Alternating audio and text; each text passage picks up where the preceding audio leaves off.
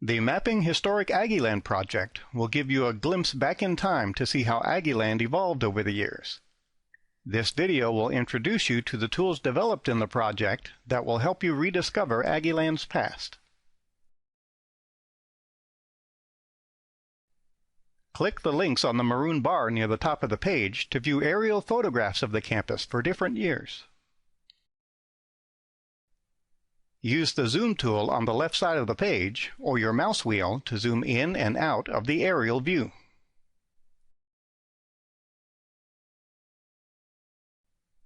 Hold down the mouse button and drag the aerial view to change its position. Colored circles represent buildings on campus. The colors indicate the time period in which the buildings were built. See the legend on the left side of the page for the different time periods.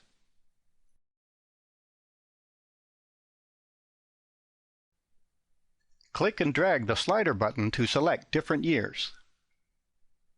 Click the Next and Previous buttons to manually change the years. Or click the Play button and the system will automatically advance 2 years at a time. Watch the growth of the number of buildings on campus. Click the Pause button to pause the automatic advance.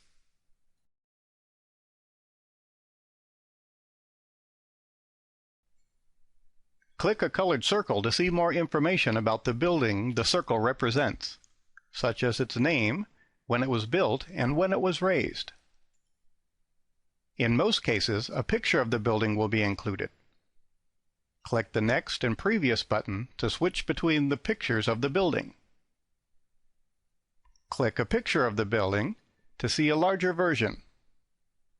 You can use the features in the web browser to save a copy of the picture. Switching back to the aerial view, I'll click the Close button to close the information box. If I change to the 2011 aerial photo and change the year to 2011, we see a different building where Guion Hall used to be.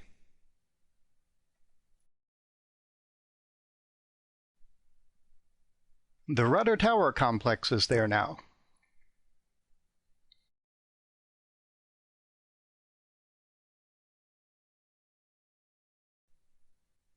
Experiment with different aerial photos and year settings to explore the history of the campus.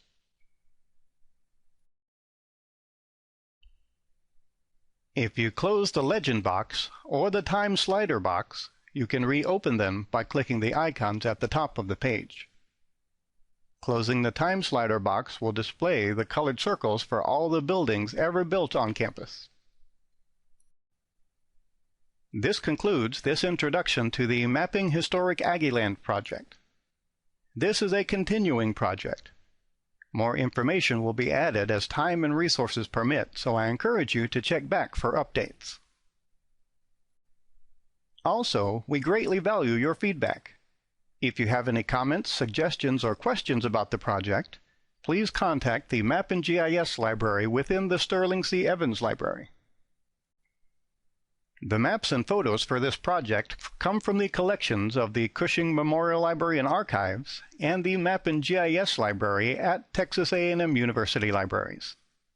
Staff from both libraries contributed to the success of this project with support from the Friends of the Library.